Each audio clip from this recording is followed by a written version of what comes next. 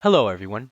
This video is the second in a series of 5 tutorials aiming to introduce the use of the Analytics and Intelligence solution. Here we will see the possibilities of modifying an Ad-hoc view.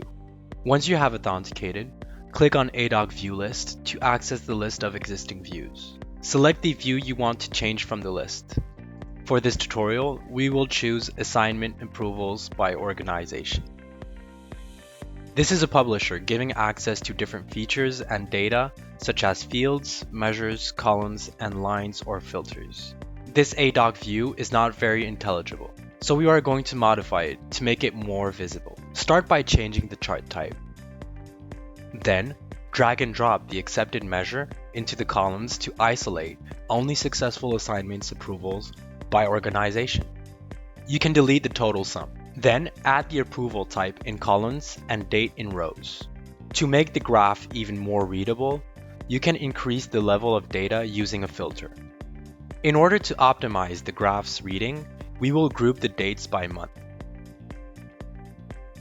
You can add a title. Save this new Ad-hoc view in a private folder in your name. This will make this new view accessible by yourself only. You can also save your changes in a public folder to make them visible to everyone. Your chart is now more readable. Here, we have kept all organizations so we can reuse this view in a future video. But you can also isolate one or more organizations in order to show your results more clearly. Thank you for watching. If the content caught your attention, do not hesitate to like the video and watch the third tutorial that follows. Have a great day and see you soon for another video.